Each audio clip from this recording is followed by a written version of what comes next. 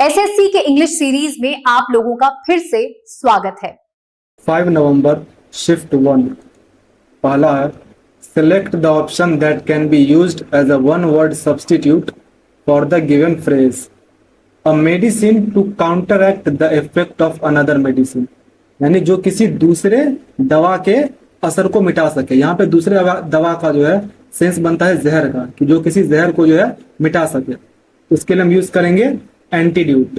जैसे आपने क्रिश 3 वगैरह या फिर बहुत सारी ऐसी मूवी है जिसमें एंटीडोट सुना ही होगा, कि वो जो है दूसरी दवा के असर को या फिर जहर के असर को बेअसर करती है। तो उसके लिए हम यूज करते हैं एंटीडोट। इसके अलावा एलिमनी जो है, जब तलाक के बाद पति द्वारा पत्नी को जो भरण पोषण भत्ता या फिर गुजारा भत्ता दिया जाता है, उसे एलिमनी कहा जाता है। फिर एंटीबायोटिक। एंटीबायोटिक होती है जो एक तरह की दवा होती है जो शरीर में बैक्टीरिया के विकास को रोकती है या उन्हें मार देती है। फिर है एंटीकोएगुलेंट। एंटीकोएगुलेंट का मतलब होता है एक दवा जो कि खून को जमने से रोकती है। नेक्स्ट है the following sentence has been split into 4 segments, identify the segment that contains an error. I regret in notify that the model you want is out of stock. तो देखो, I regret in notify that, यहाँ पर गलती ये आ रही है कि हमें यहाँ पर किसी चीज को रेफर किया जा रहा है कि मैं क्या करने में रिग्रेट फील कर रहा हूँ, मैं क्या तुम्हें बताने में मुझे खेद हो रहा है। तो यहाँ पे होना चाहिए I regret to notify that, ना कि इन नोटिफाई दैट। या नहीं तो नोटिफाइंग हम यूज कर सकते हैं, जिरंड यूज कर सकते हैं। तो जो भी होगा, लेकिन यहाँ पर ये जो लिखा हुआ है सेगमेंट, ये गलत है। इस वजह से इसका ये ऑप्शन करेक्ट होगा। Select the option that will improve the underlined part of the given sentence. In case no improvement is needed, select no improvement required. When Sheena reached the bus stand, she realized that she has left her wallet at home. तो देखो, when Sheena reached the bus stand, ये एक past की बात की जा रही है। तो उसे क्या रियलाइज होता है कि उसने अपना वॉलेट घर पे भूल गई। तो पहले कौन सा काम हुआ? पहले वॉलेट के घर पे भूलने का काम हुआ, उसके बाद वो बस स्टैंड पे पहुंची। तो जो काम पास्ट से भी पास्ट में होता है, यानी ये पास्ट के भी पास्ट में काम हुआ है, वॉलेट के घर पे छूटने का। तो इसके लिए हम पास्ट परफेक्ट यूज करेंगे। तो हो जाएगा she had left her wallet at home. इसलिए तुम इससे इसको सब्सटीट्यूट कर दोगे। नेक्स्ट है select the option that will correctly rectifies the underlined spelling error. He received an honorary degree for his contributions. उसे उसके योगदानों के लिए जो है एक ऑनररी डिग्री मिली। ऑनररी का मतलब सम्मानीय, एक तरह से उपाधि या पद बोल सकते हो इसको। तो उस तरह की डिग्री उसे मिली। तो ऑनररी की जो करेक्ट स्पेलिंग होती है वो होती है HONORARY। ये जो ए लगा हुआ है यहाँ, इसके जगह पे ओ लगेगा। नेक्स्ट है from the given options identify the sentence which is in the positive degree. इनमें से जो पॉजिटिव डिग्री में है वो तुम्हें चूज करना है। They are playing hockey with longer sticks, ये तो कंपेरेटिव में आ गया। She is the most beautiful girl of the class, ये सुपरलेटिव में आ गया। His brother is an intelligent boy, ये तुम्हारा करेक्ट हो जाएगा पॉजिटिव डिग्री में। I have a greater idea in the regard, तो ग्रेटर, तो ये भी तुम्हारा कंपेरेटिव में आ गया। तो सी तुम्हारा एकदम करेक्ट हो जाएगा। नेक्स्ट है Select the option that has an error in the uses of present perfect tense. तो present perfect tense का रूल होता है subject plus has have plus V3। क्या हो जाएगा? Ravi has completed his project, ये एकदम सही है, has plus V3। I have completed my task, have plus V3 एकदम सही है। राशि has completed her homework, has plus V3 ये भी सही है। Ravi has complete his homework, तो इसमें complete नहीं बल्कि completed होना चाहिए था, इसलिए ये तुम्हारा सेंटेंस गलत है। नेक्स्ट है select the most appropriate meaning of the given idiom through thick and thin. तो थ्रू थिक एंड थिन जो ईडियम है, इसका मतलब होता है हर स्थिति में, मतलब फर्क नहीं पड़ता कि अच्छे स्थिति में है या बुरे स्थिति में हो, मैं हमेशा तुम्हारा साथ दूंगा। तो हो जाएगा to be supportive in both good and bad times. Next है select the incorrectly spelled word sculptor. देखो, स्कल्पचर की इसमें स्पेलिंग गलत है। स्कल्पचर की स्पेलिंग होती है SCULPTOR। अगर हमें मूर्तिकार की स्पेलिंग बतानी है तो SCULPTOR होगा। ये जो ई है इसके जगह पे ओ आ जाएगा। लेकिन अगर हमें स्कल्पचर बताना है, यानी कि मूर्ति, स्कल्प्टर मतलब होता है मूर्तिकार और स्कल्पचर का मतलब होता है मूर्ति, उसके लिए बस हम टी के बाद URE लगा देंगे। तो यहाँ पर उन दोनों में से कोई भी नहीं लिखा हुआ है, तो इसलिए ये गलत है। या तो स्कल्प्टर लिख सकता है या स्कल्पचर लिख सकता है। फिर है परशूट, तो ये एकदम सही लिखा हुआ है, इसका मतलब पीछा करना। स्टैम्पीड, स्टैम्पीड मतलब भगदड़, ये भी सही लिखा हुआ है। अलमाइटी का मतलब होता है सर्वशक्तिमान, ये भी सही लिखा हुआ है। नेक्स्ट है select the most appropriate option to fill in the blank from contacting our loved ones to buying groceries for our daily needs.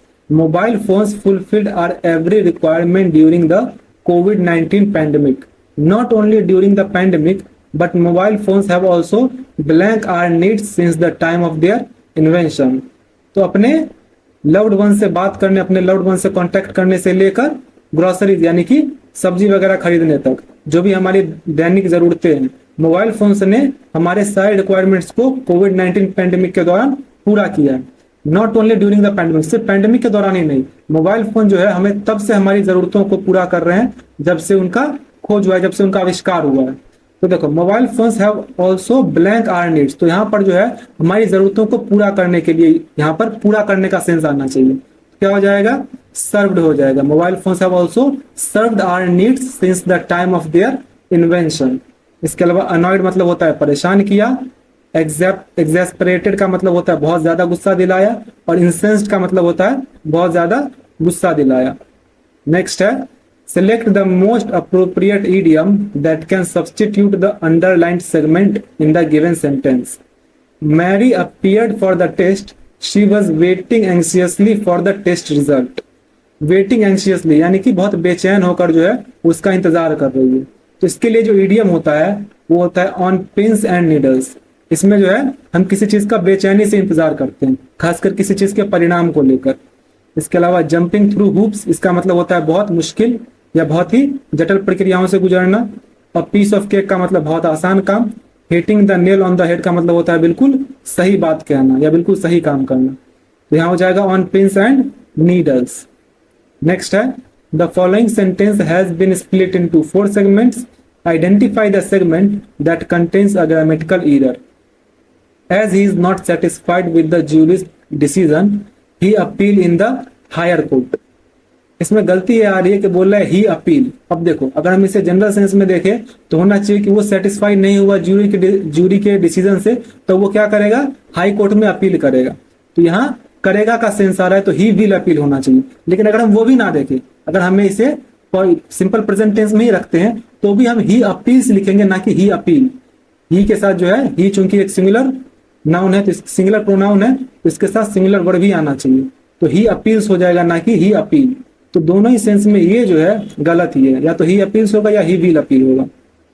Next है select the incorrectly spelled word. Questionnaire, peculiar, awkward, mischievous. इसमें गलती आ रही है mischievous में। Mischievous की spelling होती है MISCHIEV। इसके बाद जो आई है वो नहीं होना चाहिए, BOUS डायरेक्ट हो जाएगा। मिस्चीवस मतलब शरारती। फिर क्वेश्चनियर का मतलब होता है प्रश्नावली, एकदम सही है। पेक्यूलियर का मतलब अजीब, विचित्र। अकर्ड का मतलब जो चीज कोई घटित होता है तो उसके लिए अकर्ड का यूज करते हैं। नेक्स्ट है the following sentence has been split into 4 segments. Identify the segment that contains grammatical error. At the zoo a curious child fed an elephant some peanuts while enthusiastic group of the visitors watched in amazement। तो देखो यहाँ पर वैसे पढ़ के लग रहा है कोई गलती नहीं है, लेकिन गलती ये आ रही है कि यहाँ पर एक बच्चे की बात की जा रही है। ठीक, अब देखो एक चीज और ध्यान रखना कि जब भी तुम कोई सेंटेंस पढ़ो उसमें तुम्हें समझ नहीं आए कि गलती कहाँ पे हो रही है, तो तुम ये चीज नोटिस करना कि किस चीज का इसमें बहुत ही एकदम परफेक्टली यूज किया गया है। जैसे देख रहे हो eight the zoo a curious child, article का यूज बहुत अच्छे तरह से किया। फेड एन एलिफेंट, फिर से आर्टिकल का यूज किया। इट मींस दैट चांसेस है कि इसमें आर्टिकल की ही गलती होगी, तो इस चीज को ध्यान रखना। यहाँ पर गलती आ रही है कि enthusiastic group of the visitors बोल रहा है, यानी विजिटर्स का एक उत्साही ग्रुप। लेकिन यहाँ पर मेंशन नहीं किया, क्योंकि पहले तो कहीं बताया नहीं एंथुजियास्टिक ग्रुप के बारे में, पहले कहीं पे मेंशन नहीं है। तो अगर ये खास होता भी तो भी द लगता, लेकिन द यहाँ पे नहीं लगेगा क्योंकि पहले मेंशन किया नहीं है। तो यहाँ पर अगर हम नॉर्मल सेंस में भी यूज करें तो हमें यहाँ पर एन का यूज करना चाहिए, क्योंकि एंथुजियास्टिक ई से शुरू होता है। तो यहाँ पर an enthusiastic group of the visitors होना चाहिए, इसलिए तुम्हारा ये सेगमेंट गलत है। नेक्स्ट है select the most appropriate antonym of the underlined word. It is a betterment of his work. तो बेटरमेंट मतलब होता है किसी चीज को बेहतर बनाना, किसी चीज को सुधारना। इसका एंटोनिम क्या हो जाएगा? तो वर्सनिंग। वर्सनिंग मतलब किसी चीज को बिगाड़ना या स्थिति को और बदतर बनाना। इसके अलावा ग्रोथ का मतलब विकास, पॉपुलैरिटी मतलब लोकप्रियता, और इंप्रूवमेंट मतलब सुधार। नेक्स्ट है select the most appropriate synonym of the given word. Contaminate. Contaminate का मतलब होता है दूषित करना, इसका सिनोनिम हो जाएगा पॉल्यूट। पॉल्यूट का मतलब भी होता है दूषित करना। इसके अलावा एक्सेल का मतलब उत्कृष्टता प्रदान करना या श्रेष्ठ होना। क्लीन का मतलब साफ होना, और प्यूरिफाई का मतलब शुद्ध करना। Select the grammatically correct sentence from the given options. He is famous for all his contributions for weekly magazines. अब सेकंड में लगभग सेम ही है, बस फॉर की जगह टू लगा दिया गया है। सी और डी में मोर यूज कर लिया गया है, लेकिन आगे किसी भी तरह का कंपैरिजन नहीं है, तो सी और डी तो नहीं होगा। देखते हैं ए और बी में से कौन सा होगा। तो ही is famous for all his contributions, यानी वो अपने योगदानों के लिए जाना जाता है। तो योगदान हम किसी चीज में करते हैं, यानी कि वो किसी चीज को रेफर किया जाता है। तो किसको रेफर किया जा रहा है? वीकली मैगजीन्स को। तो रेफर करने के लिए हम टू का यूज करेंगे, ना कि फॉर का। हो जाएगा he is famous for all his contributions to weekly magazines. Contributions के साथ यहाँ पर टू लगेगा, क्योंकि किसी चीज में योगदान किया जाता है। नेक्स्ट है select the most appropriate option to fill in the blank. Sarah said that she hates it when people blank at her. तो इन चारों में से क्या हो सकता है? तो देखो, स्टीयर, STARE वाला जो स्टीयर होता है, इसका मतलब होता है घूरना। तो पीपल क्या करेंगे उसकी तरफ? जब घूरेंगे तभी तो उसे जो है इस चीज से नफरत होगी। तो इसलिए स्टीयर यहाँ पे करेक्ट सेंस बनाता है।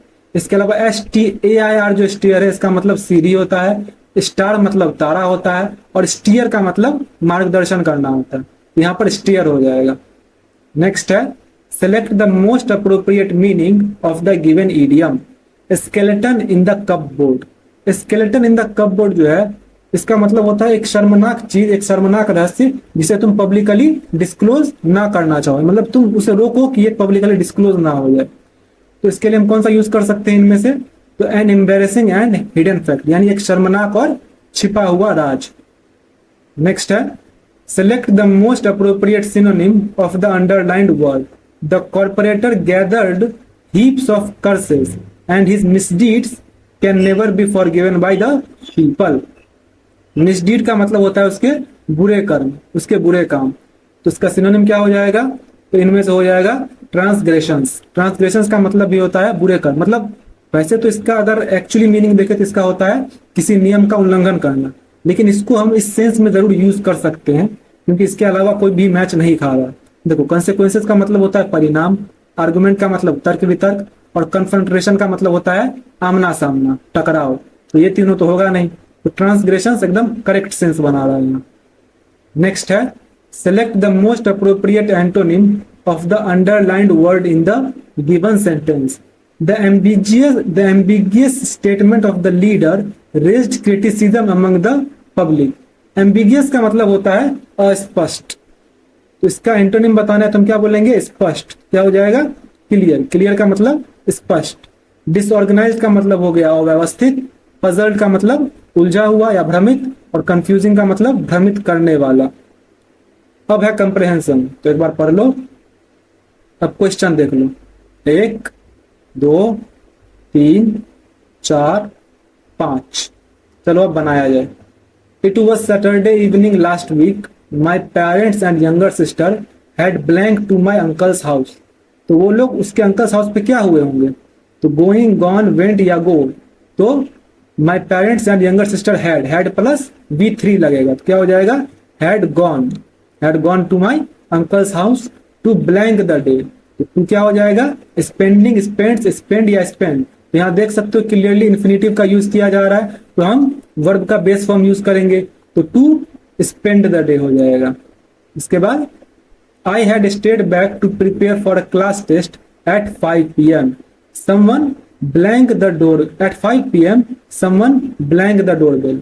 तो यहाँ पर तुम देखो कि शुरुआत से ही पास्ट की बात की जा रही है। It was Saturday evening last week, my parents and younger sister had, I had stayed, यानी पास्ट की बात की जा रही है।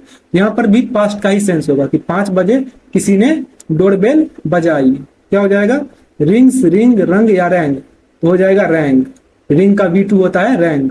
तो someone rang the doorbell, to my shock and dismay one of my distant relatives mister Sinha blank standing with his suitcase. Mister Sinha क्या हो सकते हैं?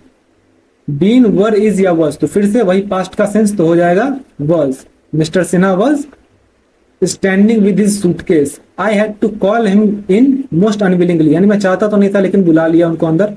He was a big bore and nothing less than a chatter box. I asked his preference blank coffee and T. तो blank coffee and T, दो चीजों की बात की जा रही है। इसके लिए हम कौन सा यूज करेंगे? अराउंड, बिटवीन, ऑन या अमंग।